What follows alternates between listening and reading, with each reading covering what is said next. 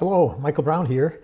I thought it would be very interesting to compare different interlacing softwares for 3D lenticular prints. And with that in mind, I came up with a file set that I'd taken many years ago of a portrait, and it's a series that consists of 36 frames made with the camera on a slider, and the slider basically moved from one side to the other as it captured these frames. Now this frame set I'm going to share on the Patreon site, so those of you who are interested can try making 3D lenticulars with that series. As I mentioned, there are 36 frames. The slider was approximately 1 meter long. I don't remember exactly if I went the whole length of the slider or not, but I did line up all the frames on the model's eye, so they're all pre-aligned, ready to print.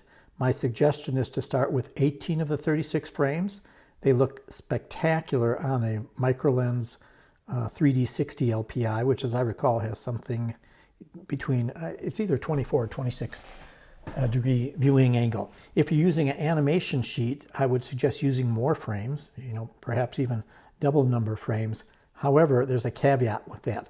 If you have very fine pitch lenticulars like 40, 50, 75, they're not really going to be able to hold the frame series, and it's going to look pretty blurry. But if you have some animation sheets that are lower in frequency, 30, 20, 15, you probably can hold those frames. So again, for a 3D lenticular sheet, use about 18 frames to start, and for an animation sheet, use more, up to double. With that in mind, one other suggestion, which is interesting for your experimentation, I won't do it in this video, but people often wonder, well, how many frames should I use? Often fewer frames result in a sharper lenticular, but it has a jitter effect. More frames tend to smooth out that jitter. So you could take that series of 18 and maybe use every other one, 9 frames, see what that looks like. Use every third, use 6 frames total, see what that looks like. So there's a lot of ways of using this frame series in experimentation. Okay, enough of me blabbing. Let's look at the software. So I want to use 5 programs: 3D Master Kit, Lentigram, Grape, Lenticulator by Henry Clement, and Superflip. So let us begin. Let's start with Master Kit. Let's quit that.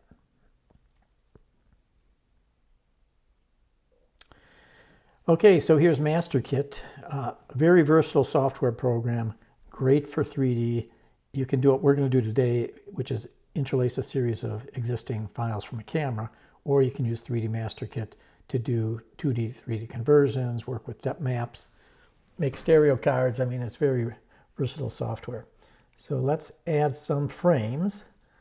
On my desktop, which is here, I have this L141 frame set for Patreon. So L141 is my internal number for this. And if we open that up, you can see our frames 1 to 36.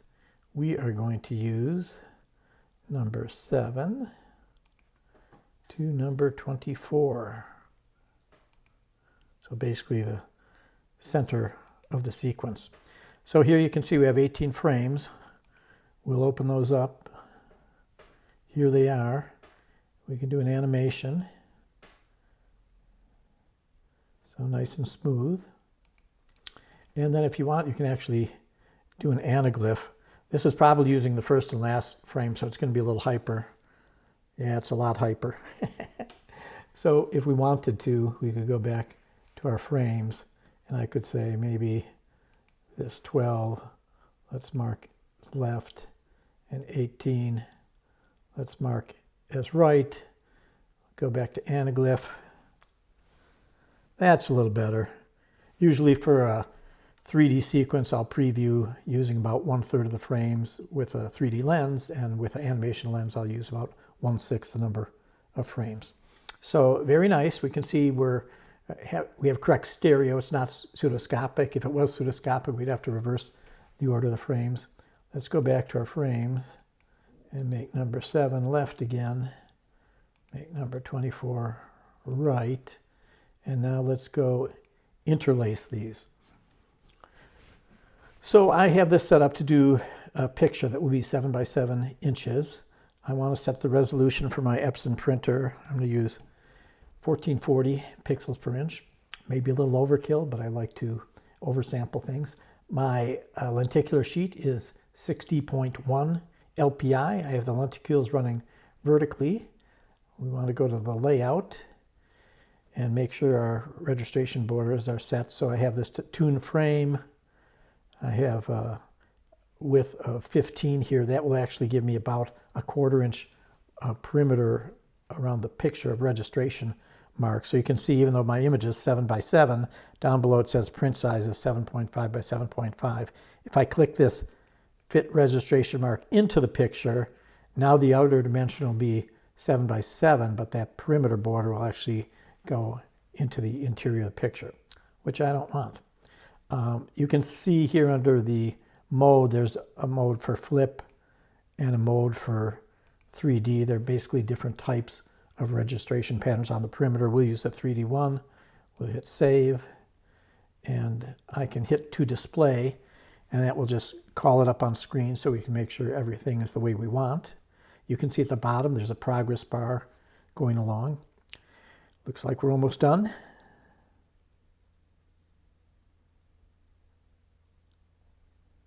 There we go. All right, so there's our image.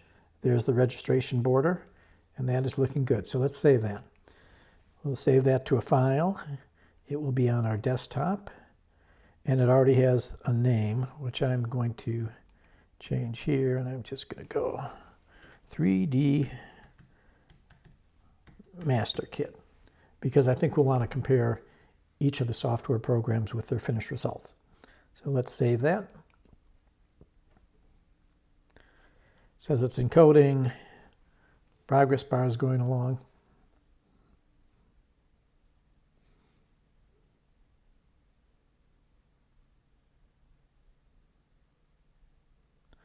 It has been successfully generated. Do I want to open the directory? I do not.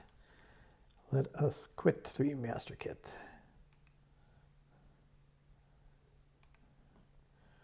All right, I guess while we're in Windows, let's get Superflip out of the way.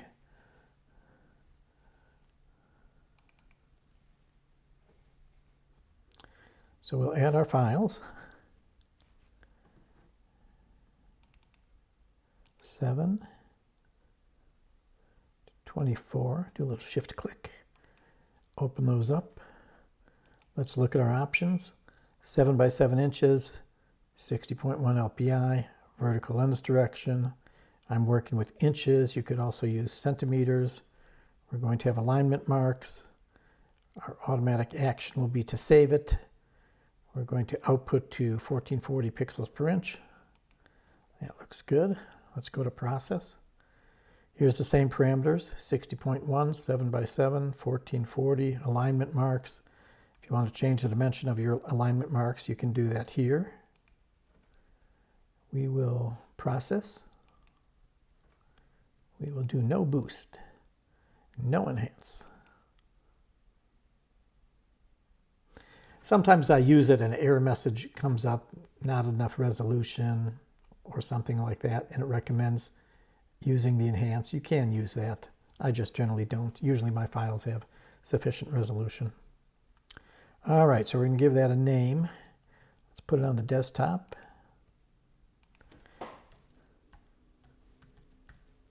Superflip. It's going to save a TIFF file.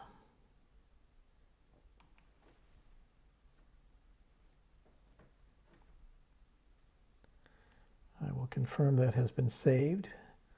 Yes, so let's exit. All right, let's hide Windows. And let's do some Macintosh work. Let's try Lentigram. A favorite of mine. So 3D Master Kit I mentioned is a favorite for working with 3D.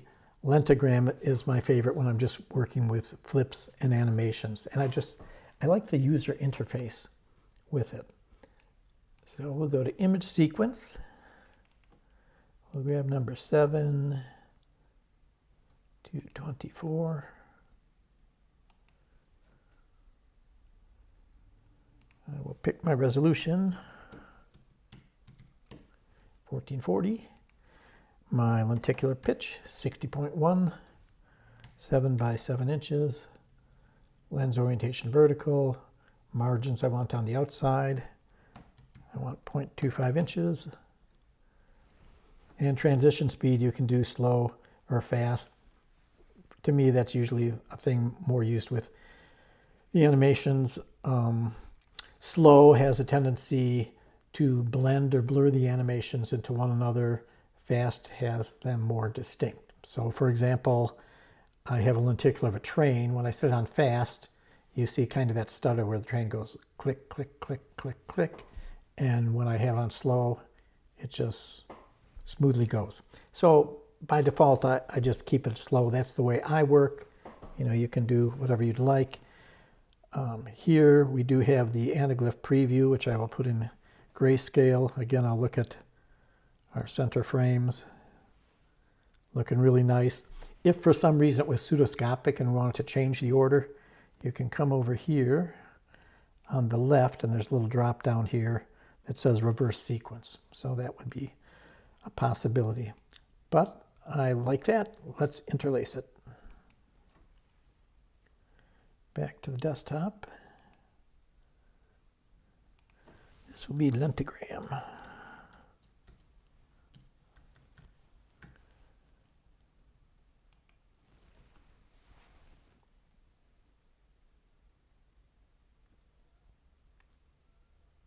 Lentigram also has a cool option where you can export an animation of your lenticular, which is kind of handy. I like using that when I make thumbnails for my website, little GIF files that go back and forth. It doesn't exactly output the GIF. I basically generate a series of frames, and then I use Photoshop to create the animation. All right, we're done with Lentigram. Yes, I want to exit. What else do we want to do? Oh, we want to use Grape.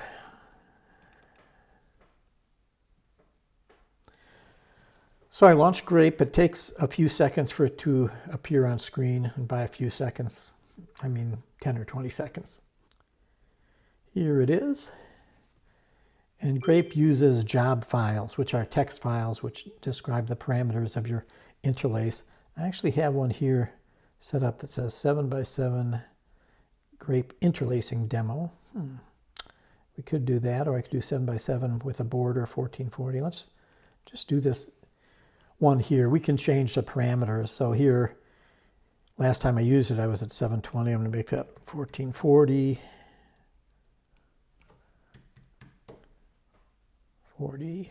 60.1 pitch. This 177.8, that's basically my 7 inches in millimeters. And margin height, I think I'll use about 6 millimeters. That'll be, roughly 1/4 of an inch. I want my perimeter to have the registration marks. My file format is JPEG. My images are left to right. If I click right to left, I will generate a pseudoscopic lenticular. So again, it all depends on your frame order. Now, 3D Master Kit and Lentigram let us do that anaglyph preview. Superflip doesn't, and Grape doesn't. So you have to have your pictures in the right order.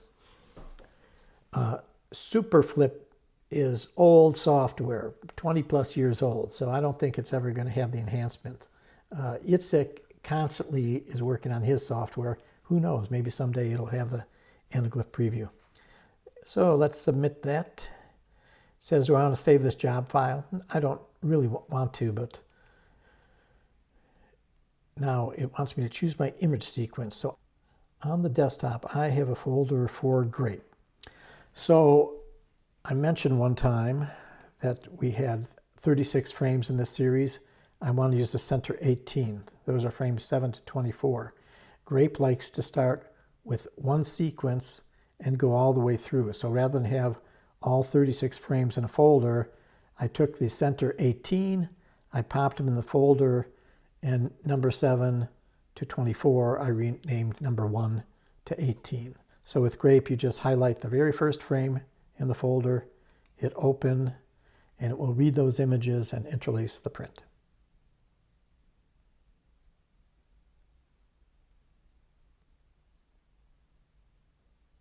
and we wait.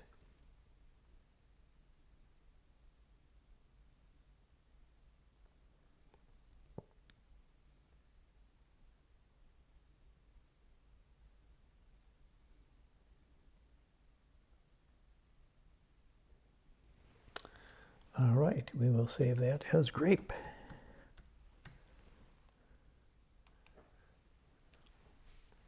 So job's complete. We can hit quit.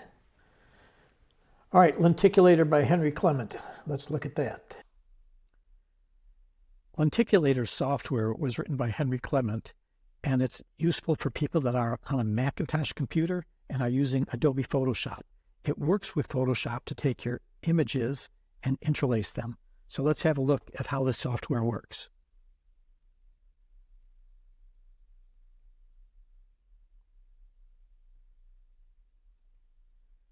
First, we'll load our files.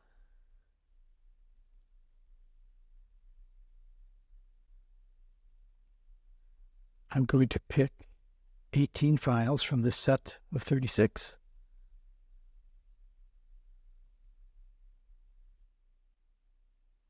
Photoshop will load all those individual files into layers.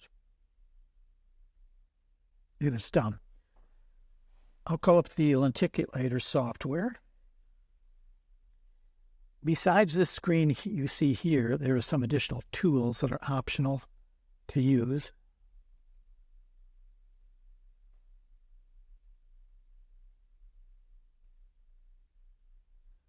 So there's a layer counting mechanism. We already know I put 18 layers in there, but if we didn't know, we just hit that and it tells how many layers are in our Photoshop document. You can shift layers if you want. I won't do that here since all our layers are aligned. But this anaglyph preview, this is very valuable. It allows you to see if your image files are in the correct order.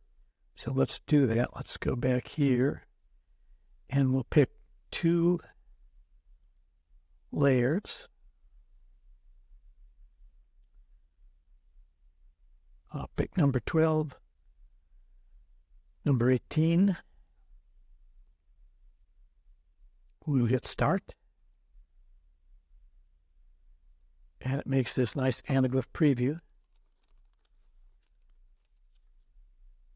Very good. They're in the right order. Now we can take these 2 layers and delete them. And then we'll come back. We'll turn on all our layers. Now let's do some interlacing.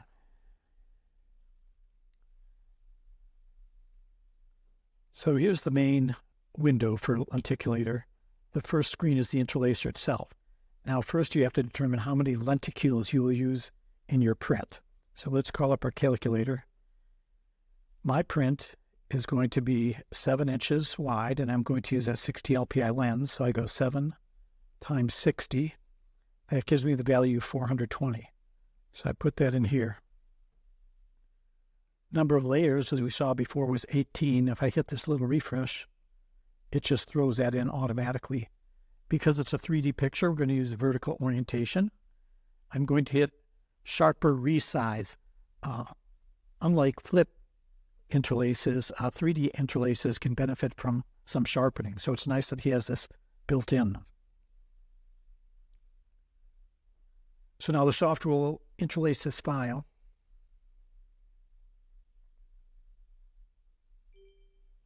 And it's created what Lenticulator calls a master file. And you can use this master file in the future and re-interlace it at different frequencies. Like maybe one batch of lenses is 60.1, but the next batch is 59.9. You don't have to start all over with the layers. You can just keep this master file and re-interlace it to a new pitch. So I want to add some targets here, and I want targets that are about a 1/4 of an inch. So let's go 0.0635 centimeters. Those have been added. You can see they're on a background layer. Now we'll come over to the resampler. So our output height is 1905. Our relative pitch 60.1. Output resolution, I'm going to hit 1440 and resample.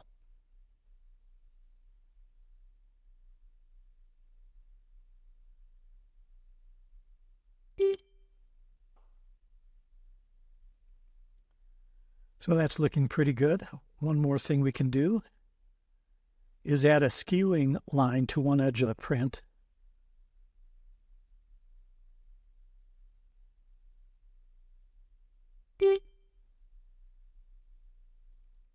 Awesome. Actually, I added it to both, both left and right borders. If I zoom in, you can see that black line. So that'll help you align the lens parallel with the interlaces. And then the top and bottom registration guides, once you put the lens on there, you'll be able to center those guides and really get perfect alignment. It's one of the better registration borders, in my opinion. So I guess that's it. That's a quick overview of the Lenticulator software. Hope you enjoyed it.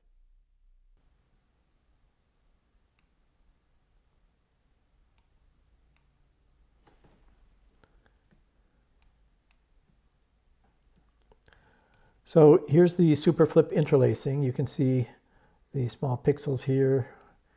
We have the eye with the highlights, two little blue speculars, and then a tiny blue specular will go here. This is 3D Master Kit at 800. So this looks a bit smoother. Oh, that's at 400, excuse me.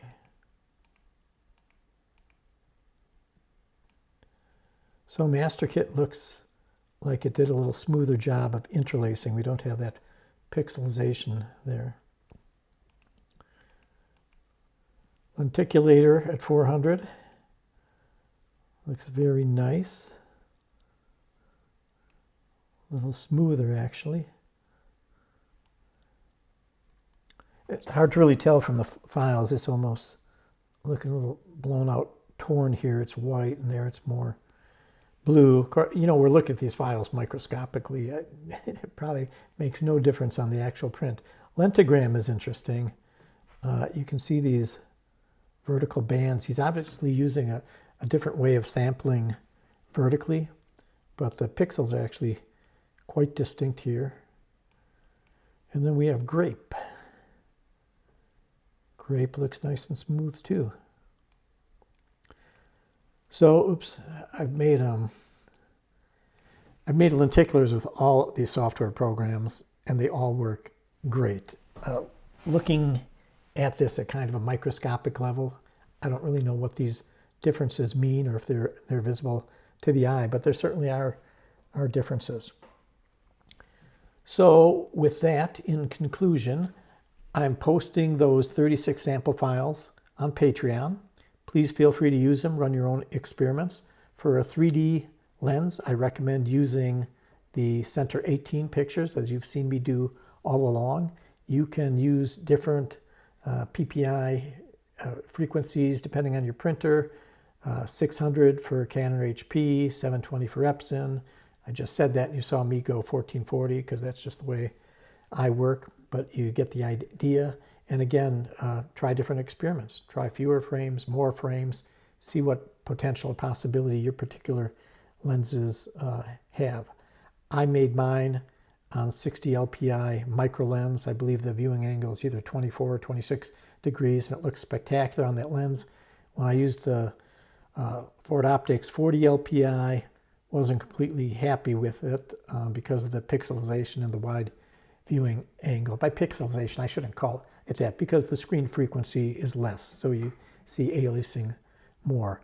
I ran it on a Packer 50, and that looked a little better as far as not seeing the individual lenticules, but again, it was an animation lens, so it didn't have the great depth. If you want to use all 36 frames, I recommend, again, something like a 20 LPI animation lens or a 15 LPI animation lens, or 30 if you have the old micro lens. Those will be able to hold those frames. So with that, I hope you enjoyed this comparison of different interlacing software programs. See you next time. Bye.